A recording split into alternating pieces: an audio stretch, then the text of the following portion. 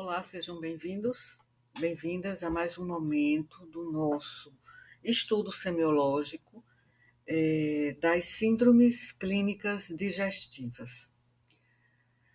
Já percorremos diferentes apresentações da semiologia do aparelho digestivo nesta série, e na etapa atual vamos dar continuidade explorando dois quadros extremamente relevantes na prática médica, que é a obstipação e a hemorragia digestiva. A partir da análise dos sintomas, dos sinais e da fisiopatologia, a gente vai entender a semiogênese, ou seja, o que dá origem a cada um deles, como eles se desenvolvem. E assim construiremos o raciocínio clínico necessário para reconhecer e interpretar esses conjuntos de sinais e sintomas. Aqui eu coloco as principais manifestações relacionadas aos intestinos, que é onde estávamos no último vídeo. Diarreia, nós já estudamos, diarreia aguda, diarreia crônica. Do abdominal, nós já estudamos também. Agora restam hemorragia digestiva e obstipação. Vamos agora ao nosso... Sim, aqui eu coloquei essa imagem aqui para lembrar que a hemorragia digestiva ela não é uma síndrome apenas intestinal, porque aqui eu falei em manifestações relacionadas aos intestinos, então achei importante colocar essa figurinha para lembrar que a hemorragia digestiva também pode ser desde a boca até passando pelo esôfago, por exemplo, varizes de esôfago também levam à hemorragia digestiva e é uma causa importante nos casos de cirrose hepática, de esquistossomose hepatoesplênica com hipertensão portal. Então, não é a hemorragia digestiva não é uma síndrome em que a origem do sangramento é puramente intestinal. Pode se originar também no esôfago, pode se originar no estômago, por uma lesão aguda na mucosa gástrica, também por uma úlcera péptica, né, que passa a sangrar, hemorrágica. Então, e outras causas ainda, essas são as principais, mas só para que eu coloquei essa figura aqui para não esquecer de dizer isso, né, porque aqui eu falei em síndromes intestinais, mas a hemorragia digestiva ela pode ser também provocada por algum sangramento que se origina até a partir da boca já é hemorragia digestiva, bem alta, né? E também, principalmente, esôfago e estômago também são origem da hemorragia digestiva. Então, esse desenho teve esse objetivo de eu lembrar de falar sobre isso. Então, vamos ver aqui o nosso primeiro caso clínico, breve. É uma mulher de 62 anos, viúva, aposentada, natural e residente em João Pessoa, Paraíba, com a seguinte queixa principal: estou com o intestino preso há vários meses. Na história da doença atual, a paciente relata, aqui como coloco aqui no slide, evacuações a cada 4 a 5 dias, desde 8 meses atrás.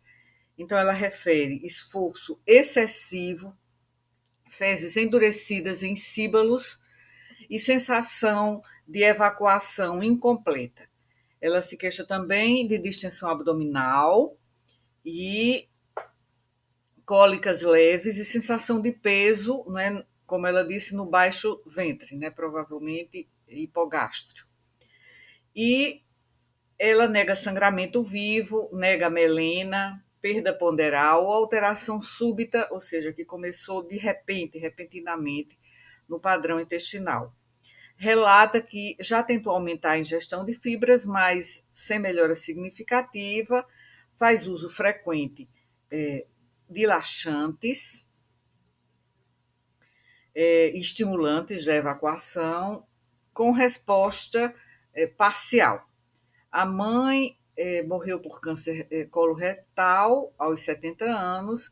A dieta dela é pobre em fibras e em verduras, tem um baixo consumo hídrico, a vida é sedentária e ao exame físico, ela está em bom estado geral, hidratada, febril, o abdômen é um abdômen globoso, a percussão timpânica é difusa, ruídos hidroaéreos presentes e normais, normativos, dor discreta, a palpação difusa, sem vesceromegalias. E ao exame do toque retal, tônus esfincteriano preservado, sem massas palpáveis e presença de fezes ressecadas na ampola retal.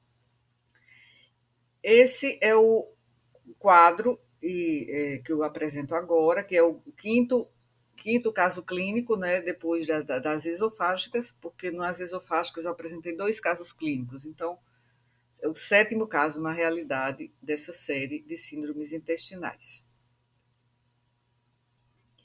Então, esse caso permite discutir a abordagem semiológica e diagnóstica de uma paciente com constipação intestinal ou obstipação, além de explorar o raciocínio clínico diante de sinais de alarme, no caso da obstipação, e de fatores de risco.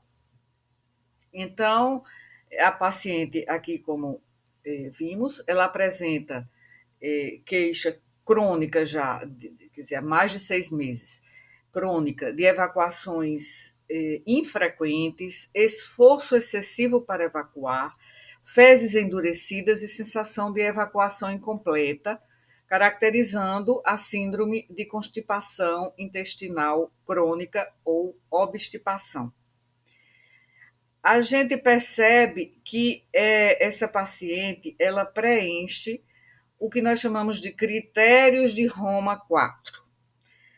Ela tem menos de 4 evacuações por semana, ela apresenta esforço evacuatório, pelo menos em mais de 25% das evacuações, fezes endurecidas, aí coloco aqui tipo 1 a 2 da escala de Bristol, que vamos abordar posteriormente, fezes endurecidas, sensação de evacuação incompleta e necessidade de manobras manuais para eliminação desses síbalos e também, às vezes, né, como ela mesma referiu, o uso de laxantes. Então, síbalos é um termo médico mais antigo. É pouco usado na clínica atual, mas ainda, invariavelmente, a gente ouve essa terminologia. Ela se refere a fragmentos, pedaços, né, de fezes endurecidas e ressecadas, como bolinhas, né, como aqui a escala de Bristol mostra, é como se fossem como pedaços separados, duros como amendoim. Então, são essas fezes geralmente pequenas, de formato arredondado, semelhante a essas bolinhas mesmo. Então, esse é o tipo 1. Então, representam uma evacuação incompleta ou um trânsito intestinal muito lento e que correspondem na escala de Bristol ao tipo 1, que são esses síbalos, né, duros, em forma de nozes, separados entre si e bem ressecadas. Ou seja, quando o paciente relata que elimina síbalos, e esse não é um termo popular, é um termo médico, mas um termo mais antigo, está descrevendo evacuação de fezes em pequenos pedaços ressecados, típicos da constipação intestinal. Agora, vou mostrar aqui a escala de Bristol que eu mencionei antes. A escala de Bristol é um sistema visual de 7 tipos de classificação, tipos classificatórios, em relação à forma e à consistência das fezes. Ajuda muito a avaliar e a identificar problemas, tanto em relação à constipação, quanto aqui no extremo oposto, no tipo 7 da escala de Bristol, temos as fezes líquidas. Então, esses essa escala foi desenvolvida na década de 90 por pesquisadores da Universidade de Bristol, daí o nome escala de Bristol. E a escala varia de fezes como a tipo 1, que são esses símbolos aqui, duras e ressecadas, ao tipo 7, que são fezes aquosas, né, que são sem peças sólidas, apenas aquosas. E dessa escala aqui, que vai desse tipo de bolinhas, né, endurecidas, pequenas e endurecidas, até o tipo 7 e passando por vários tipos, né? Aqui, tipo 2, forma de salsicha, mas ela é segmentada. Aqui, no tipo 3, forma de salsicha, mas com fendas ainda na superfície, né? É menos endurecida e, portanto, apenas algumas fendas superficiais. O tipo 4 tem uma forma de salsicha ou até de cobra, lisa, mas ela é pastosa.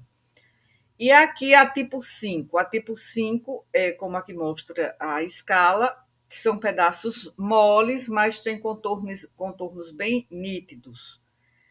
E aí vem a tipo 6, que já são pedaços que já são mais amolecidas, né? A tipo 6, e finalmente a tipo 7, que eu já mencionei. Então, vai em um espectro, né, de um polo para outro, da constipação à diarreia. E os tipos normais dessa escala são os tipo 3 e o tipo 4, em termos de formato, em termos de consistência, é o tipo 3 e o tipo 4 que são normais, né? Então, aqui é essa escala. Então, tipo 1 e 2 indicam constipação intestinal, né, com um trânsito intestinal lento, 1 e 2. 3 e 4 são as fezes ideais, sinalizando um bom funcionamento intestinal. Tipo 5 e 6 podem indicar um trânsito acelerado, sugerindo uma diarreia leve, e o tipo 7 é aquela diarreia líquida, associada a um trânsito intestinal muito rápido, podendo indicar que está havendo uma alteração, né, compatível com fezes diarreicas. Eu vou voltar aqui no slide anterior, apenas para explicar o que são os critérios de Roma, né? Os critérios de Roma, aqui no caso da constipação intestinal, definem essa manifestação clínica como um distúrbio crônico caracterizado por evacuação difícil ou pouco frequente, em geral, sem uma causa orgânica identificável. Para o diagnóstico, o paciente deve apresentar, como eu disse, pelo menos 2 dos critérios que aqui estão apresentados, que já mencionei anteriormente, né, durante os últimos 3 meses, com início dos sintomas há pelo menos 6 meses. Então, esse é o critério de Roma 4 para constipação intestinal. Então, esses são os critérios que eu também já acabei mencionando antes, né? Eu só queria apenas só conceituar. Agora, eu falei já, porque os critérios de Roma não se referem apenas à constipação, mas também a várias outras manifestações gastrointestinais, como, por exemplo, a dispepsia funcional, que já mencionei, acho que no segundo vídeo dessa série. E essa classificação, ela é um sistema internacionalmente padronizado, aceito, para definir e classificar os distúrbios gastrointestinais chamados de funcionais. E hoje, desde 2016, são chamados distúrbios do eixo da interação, né, ou do eixo intestino-cérebro, como também já mencionei. Então, se chamam critérios de Roma porque vem das reuniões de especialistas realizadas em Roma desde os anos 1980, que tem o objetivo de padronizar o diagnóstico de condições gastrointestinais sem uma causa estrutural, orgânica ou mesmo bioquímica evidente. Então, são os critérios de Roma. Então, a versão mais recente é o Roma 4, que foi publicada em 2016, né? Que substituiu os critérios de Roma 3, que eram de 2006. Só um instante.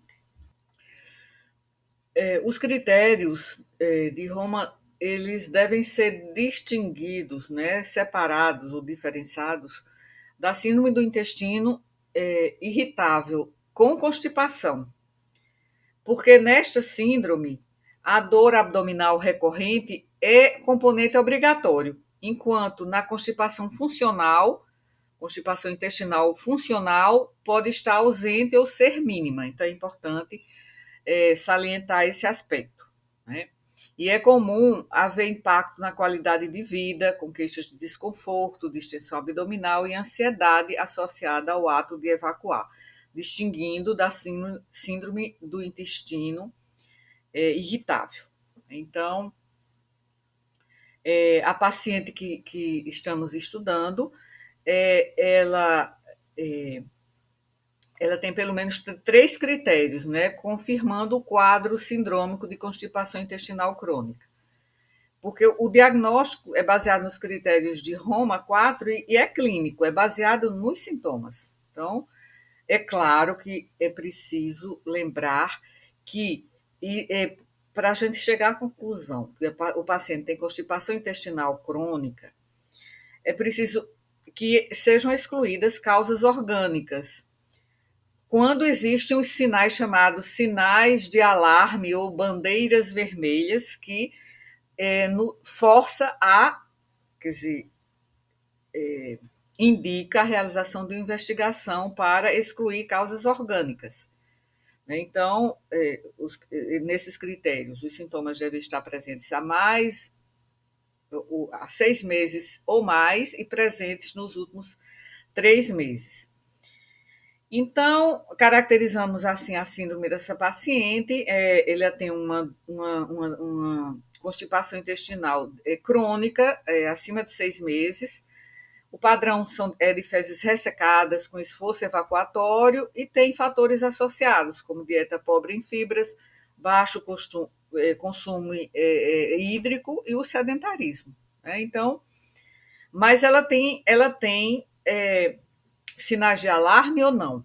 A gente precisa identificar. Nessa história breve aqui descrita, ela tem história familiar positiva, a mãe, né, teve câncer coloretal. Mas outro sinal de alarme é emagrecimento, sangramento ou alteração súbita desse padrão de evacuações. Então, ela não tem sangramento, não tem emagrecimento, né, não tem perda de peso e nem tem uma alteração súbita. E isso orienta para uma constipação provavelmente funcional, mas exige uma investigação com uma colonoscopia. Primeiro, pela idade, e segundo, pelo antecedente familiar de câncer de colo. Né? Então, essa constipação ela pode ser funcional, né, baseada nos critérios de Roma, sem bandeiras vermelhas ou sem sinais de alarme. Pelo menos tem um sinal de alarme, né? Tem um sinal de alarme e também a idade. Então, aí já se investiga. E é uma paciente que já está em idade de fazer, né, a colonoscopia, que se faz, né, que se orienta para se fazer em pacientes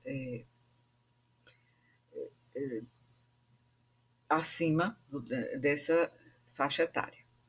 Então, ela pode ser funcional ou pode ser secundária ao uso de fármacos, como diurético, que leva ao ressecamento fecal, né, porque leva à desidratação, distúrbios endócrino-metabólicos, como hipotiroidismo, diabetes, também leva à constipação secundária, distúrbios endócrino-metabólicos, como já falei. Obstrução mecânica, né? Então, uso de fármacos, distúrbios endócrino-metabólicos, obstrução mecânica, como as estenoses, neoplasias, aí é menos provável, mas pode ser descartado pelo antecedente familiar. Não pode, né? Porque tem esse antecedente familiar. Então, essa paciente tem sinais ou bandeiras vermelhas, né? Ou sinais de alerta. E também a constipação pela chamada inércia colônica ou disfunção evacuatória, que são distúrbios do assoalho pélvico. Pacientes que têm problemas no assoalho pélvico. E, bem, na semiogênese a gente já viu que tem algumas alterações que a gente precisa pensar como é que se elas se produziram. As fezes endurecidas resultam de uma redução do trânsito colônico, com maior absorção de água e levando ao ressecamento fecal. Uso crônico de diuréticos, se ela usa ou não, se ela tem antecedente, né, de uso de diuréticos, que potencializa ainda mais a desidratação fecal. Ela tem um esforço evacuatório, então, as fezes ressecadas aumentam a resistência à evacuação. E ela deve ter também, não tinha na história, mas uma disfunção do assoalho pélvico. Isso pode dificultar a coordenação anorretal. E ela tem a sensação de evacuação incompleta, pela estase fecal no reto ou no colo sigmoide. Isso estimula receptores de distensão e a paciente tem a percepção de que a evacuação foi insuficiente. Além de distensão abdominal e cólicas que ela tem, as cólicas são leves, então a estase prolongada leva à fermentação bacteriana com produção de gases e distensão abdominal pelo meteorismo. O aumento da pressão intraluminal também pode levar a cólicas, uma cólica, né, de caráter difuso. Ela tem uma dor abdominal leve, porque é relacionada à contração segmentar do cólon, tentando propulsionar o bolo fecal endurecido. Então, já discutimos, né, os critérios de Roma 4 para constipação intestinal funcional, a distinção entre constipação funcional e secundária aqui, a neoplasias, a endocrinopatias, a uso de fármacos, a disfunções perineais, que muitas mulheres nessa idade têm, às vezes elas, por serem multíparas, né, elas têm, multíparas tiveram, às vezes, partos que foram transvaginais e multíparas costumam ter problemas perineais, principalmente nessa faixa etária, né, mais avançada. E os sinais de alarme, falamos também, né, dos sinais de alarme, que são início súbito da constipação intestinal, perda de peso inexplicada, sangramento retal e história familiar de câncer coloretal que ela tem. Então, as hipóteses diagnósticas são constipação intestinal, que pode ser associado ou não a algum fator, né, que leva à constipação secundária, ou pode ser, como eu disse, secundária a esses outros fatores, inclusive doenças metabólicas, como diabetes e hipotiroidismo. Bem, vou fazer uma pequena pausa agora, porque acabei avançando um pouco. Venho daqui a pouco terminar a parte de constipação e iniciar a nossa discussão de dois casos, né, de hemorragia digestiva alta e hemorragia digestiva baixa. Então, até logo. Então, continuando, aqui eu coloco a etiologia da constipação intestinal. Quando falamos em constipação intestinal, precisamos considerar que ela pode ter múltiplas origens, como já mencionei. Alguns fatores estão ligados a hábitos de vida e estilo de vida, como a baixa ingestão de fibras e líquidos também, o sedentarismo e o costume de ignorar o reflexo fisiológico da evacuação. Também existem condições funcionais, como a síndrome do intestino irritável, com predomínio de constipação, e os distúrbios do assoalho pélvico, que dificultam o relaxamento muscular necessário para evacuar. Entre as causas orgânicas, destacam-se as doenças neurológicas, como doença de Parkinson, esclerose múltipla, as obstruções mecânicas também provocadas por tumores, fissuras e estenoses, além das doenças metabólicas e endócrinas que mencionei antes, hipotireoidismo e diabetes mellitus. Também o uso de medicamentos é outra causa relevante, como os opioides, antiácidos, antidepressivos, anticolinérgicos e até mesmo suplementos de ferro podem desencadear ou agravar a constipação. Não podemos esquecer também de fatores psicológicos, como estresse, ansiedade, depressão, que influenciam o funcionamento intestinal e, por fim, condições fisiológicas específicas, como a gravidez e o envelhecimento, em que a motilidade intestinal naturalmente diminui, favorecendo o aparecimento de constipação. A constipação intestinal é muito frequente e afeta indivíduos de todas as idades, desde recém-nascidos até idosos, independentemente de gênero, de raça e contexto socioeconômico. Então, e em algum momento, quase todo mundo fica constipado, do ponto de vista intestinal. E na maioria dos casos, a constipação dura pouco e não é grave. Agora, como também já mencionei, pode impactar significativamente a qualidade de vida de um indivíduo e, se não tratada, pode levar a diversas complicações. E, pelo menos assim, as estatísticas que temos sobre dados epidemiológicos mostram que a constipação intestinal contribui substancialmente para o uso de serviços de saúde. Isso são estatísticas americanas e no mundo de uma forma geral. Então, a condição abrange vários subtipos, como eu já mencionei, incluindo constipação funcional, constipação idiopática crônica e constipação secundária, também já mencionada. E cada uma com fatores subjacentes e características clínicas distintas. Então, é essencial compreender a avaliação clínica de um paciente com constipação intestinal.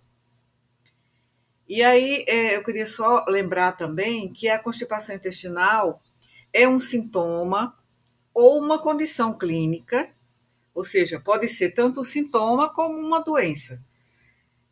E é uma condição caracterizada por evacuações difíceis e pouco frequentes, geralmente 3 ou menos vezes por semana, e é uma das queixas gastrointestinais mais comuns e um motivo comum de encaminhamento também para gastroenterologistas. Essa condição, ela, por ser tão prevalente, ela precisa ser discutida, precisa ser estudada, e aqui na semiologia é preciso que a gente se dedique a avaliar e apresentar, né, essas características importantes em relação a esse sintoma e a essa doença. Aí eu coloco aqui, trata-se realmente de constipação intestinal? Isso é uma questão importante, pelo que eu mencionei agora. Disse que um paciente apresenta constipação intestinal quando ele apresenta aumento do intervalo entre as evacuações, aumento da consistência das fezes, dificuldade em exonerar o intestino, o esforço evacuatório, sensação de evacuação intestinal incompleta. Isso já vimos de forma detalhada. Mas vamos entender que o intervalo entre as evacuações é um intervalo individual, por isso que é importante saber como é o hábito intestinal do paciente anteriormente. Há aqueles que evacuam 2 ou 3 vezes por semana, dia sim, dia não. Há evacuações a intervalos de 2 dias e que é um hábito intestinal que sempre foi assim em um determinado indivíduo. Para que seja considerado normal, a evacuação não deve ser acompanhada por nenhum dos elementos que eu citei antes. Um paciente pode evacuar diariamente e ser um paciente também constipado. Nesse caso, há dificuldade em eliminar as fezes, em esvaziar o intestino. Então, a matéria eliminada é evacuada com extremo esforço, com dificuldade. E após evacuar, permanece a sensação de que algo mais há para eliminar, mas que o paciente não consegue. Então, disse, portanto, que é a análise global que nos permite afirmar se estamos ou não frente a um quadro de constipação intestinal ou obstipação. É constipação circunstancial, aguda ou crônica, por uma troca de ambientes, por viagens, por sedentarismo que se agrava, que se torna mais intenso, por estados febris, por mudanças dietéticas, por uso de medicamentos. Então, todos podem episodicamente ter alteração do hábito intestinal.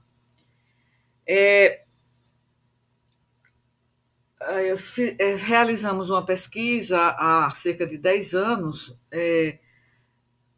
estudando os pacientes da nossa enfermaria se a internação hospitalar ocasionava constipação intestinal. Então, essa internação pela troca alimentar, pelo fato de o paciente ficar acamado por mais tempo, pode levar à constipação.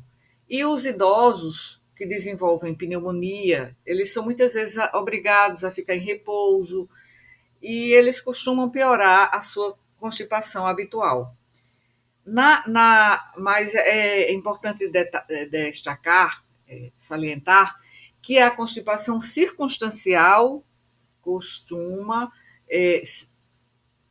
a gente costuma identificar com facilidade o fator desencadeante ou agravante. Aquela constipação aguda ou recente, geralmente, pode levar a maior preocupação por indicar um processo orgânico, né? Há algo a ser investigado.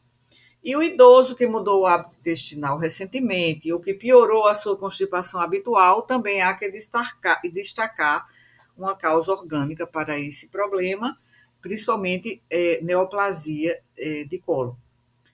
Então, é por isso que eu coloquei aqui, trata-se realmente de constipação, né? Então, muitas vezes o paciente apresenta distensão, desconforto do abdominal, apresenta meteorismo, dor anal associada ao quadro, então isso já nos faz pensar que é um quadro realmente de constipação intestinal, que pode ser funcional ou secundária. Aqui eu também coloco em relação à caracterização semiológica da constipação intestinal. Outros sintomas podem causar constipação intestinal, a gente sabe porque, antes de falar dessa caracterização semiológica, eu queria lembrar que, nesse sentido de outros sintomas, esses outros sintomas que eu coloco aqui, eles podem se manifestar como uma queixa principal e alguns pacientes apresentam outras queixas secundárias à constipação, como essas que eu apresento aqui. A permanência prolongada das fezes na luz do cólon leva à produção exagerada de gases secundários, à ação bacteriana, como também, como eu dividi isso, fiz uma pausa, então acabo esquecendo o que eu já mencionei e logo me lembro.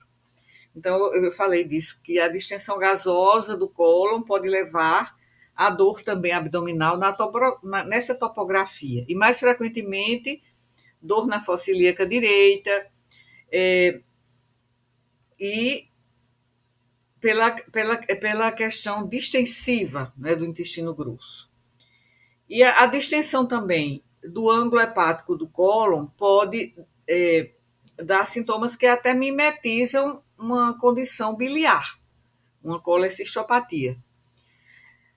Já a distensão do ângulo esplênico do cólon pode originar sintomas que mimetizam a clínica cardiológica e pode até elevar a cúpula frênica esquerda pela presença de gases, diminuindo a expulsão diafragmática e alterando até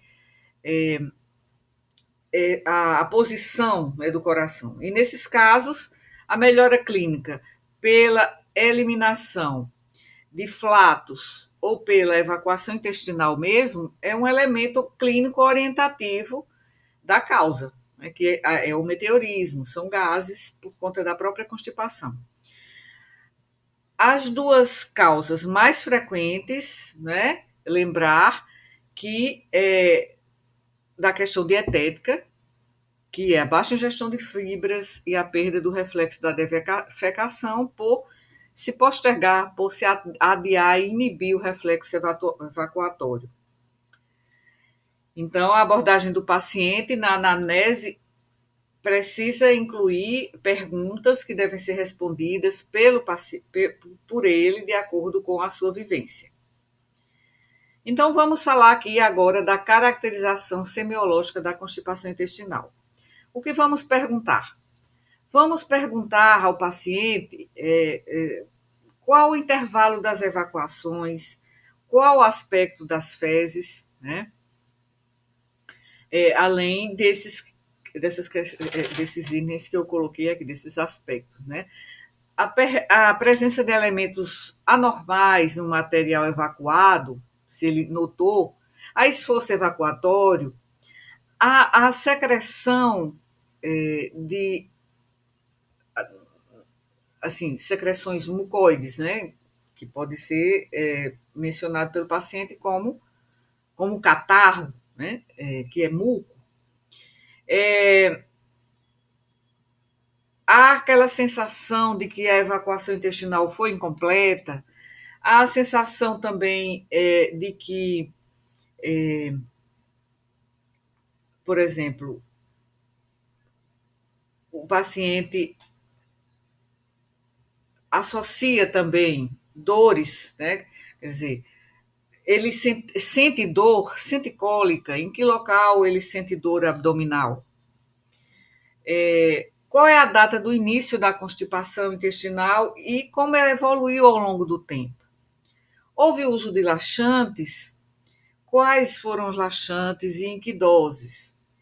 E também interrogar sobre a alimentação, como é o hábito alimentar, interrogar sobre a ingestão hídrica, eu já falei da dor, a dor associada à evacuação intestinal. Alguma vez houve necessidade de extração, né, de fezes digitalmente pelo próprio paciente. Interrogar também sobre a atividade física, quais os hábitos de vida, a vida é agitada, sempre o paciente tem respondido ao reflexo da defecação, ou muitas vezes ele posterga, ele adia esse processo, inibindo esse hábito fisiológico, né? Então, a paciente ela é multigesta, né? Ela teve múltiplas gestações anteriormente na sua vida obstétrica, nos seus antecedentes reprodutivos.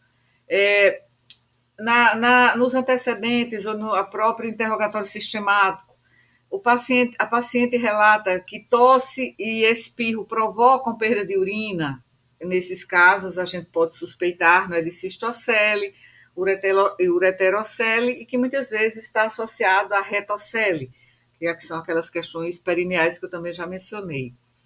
Há antecedente de cirurgias abdominais anteriores, múltiplas, né? Então, isso pode da origem é uma prensa abdominal deficiente ou então a presença de aderências. A intolerância ao frio, bradipsiquismo, né, que é a lentidão do pensamento, faces mixedematosa, isso já no exame físico. Também no exame físico, pele seca, descamativa, alopécia, né, perda de cabelos, madarose, também são questões que eu já estou aqui entrando no exame físico. Então, são macroglossia, isso tudo, uma fala lenta, isso tudo sugere mixedema, que evolui com constipação. É um sinal importantíssimo de hipotiroidismo é a constipação. Há lesões neurológicas, o paciente ele tem antecedentes de doença neurológica, ele é proveniente de zona endêmica de doença de Chagas, também há sintomas gerais, há sintomas gastrointestinais que são associados à evacuação intestinal, como esse que eu coloquei aqui nessa primeira coluna, nesse slide. Então, é preciso sempre lembrar desses aspectos a serem elucidados junto ao paciente, tanto no exame físico quanto na anamnese. E, como já mencionei, a maioria dos pacientes não apresenta um fator etiológico. Um terço, aproximadamente, continua a apresentar problemas, né, que continuam e, às vezes, esse problema começou na infância, persiste na adolescência, e é importante que se faça toda essa história observando os antecedentes do paciente, o hábito intestinal dele desde, né, muito antes, né, da sua vida adulta.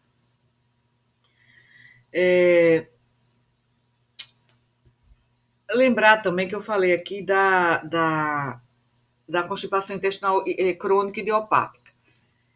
Quando a gente fala crônica idiopática, que é um subtipo também da constipação, a gente observa que o paciente ele tem uma irregularidade na evacuação e dificuldade para evacuar, mas ao contrário da constipação funcional, em que fatores subjacentes podem ser aparentes, a constipação intestinal crônica idiopática não apresenta uma explicação fisiológica ou anatômica clara para o desconforto persistente e há aquela irregularidade na evacuação.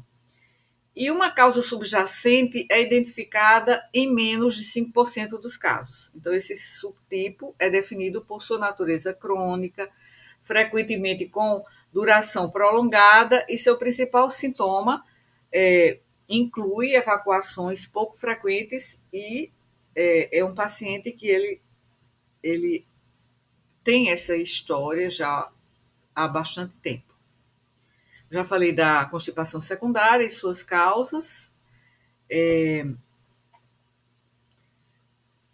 Sim, tem também um aspecto, né, nessa tipologia dos tipos de constipação, que são o intestino, a constipação intestinal por trânsito normal, que embora o trânsito das fezes pelo cólon ocorra em uma taxa normal, é difícil para os pacientes evacuarem. E a constipação intestinal por trânsito lento é caracterizada por evacuações que são pouco frequentes, diminuição da urgência ou esforço para defecar, e, além disso, esses pacientes apresentam comprometimento da atividade motora colônica, né? A questão da peristalse, que fica lenta. E também já mencionei a disfunção do assoalho pélvico, que se caracteriza pelo comprometimento da musculatura do assoalho pélvico, e os pacientes frequentemente relatam sensação de evacuação incompleta, esforço excessivo prolongado e uso daquela pressão perineal durante a evacuação. Então, já falei das causas, e o que poderia ter, a fisiopatologia também já mencionei. E lembrar que eu falei de uma síndrome clínica identificada, que é a constipação intestinal crônica. O paciente pode também ter uma constipação funcional associada a fatores de estilo de vida ou, no caso dessa paciente, do caso clínico relatado, ela também pode fazer uso de alguns fármacos que causam constipação, como eu citei antes. Bem, então, o diagnóstico muitas vezes não é muito simples, porque não deve se basear simplesmente em perguntar ao paciente se ele está constipado, porque essa investigação limitada está associada a uma subnotificação, e essa subnotificação pode ser um problema para pacientes que têm, às vezes, outras evidências físicas de obstipação, incluindo a doença hemorroidária. Porque eu quero enfatizar aqui que uma história completa precisa ser feita, incluindo o histórico até de colonoscopias anteriores, problemas médicos que o paciente tem, que são comorbidades. Então, é uma história detalhada do padrão habitual da evacuação e a frequência desses padrões de evacuação alterados em comparação com o padrão habitual daquele paciente, né, é importante.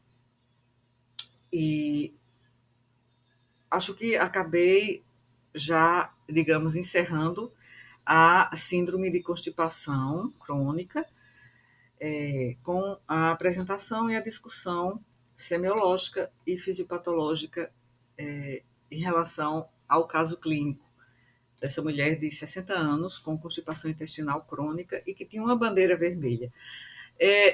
Eu disse que ia falar também sobre as bandeiras vermelhas, acho que acabei já mencionando as bandeiras vermelhas.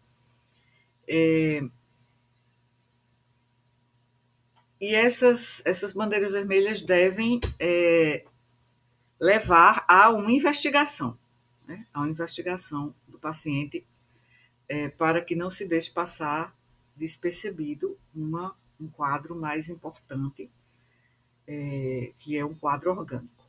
Então, assim finalizo. Vou falar de hemorragia digestiva alta e baixa a partir de um caso clínico e falando da síndrome clínica de hemorragia digestiva.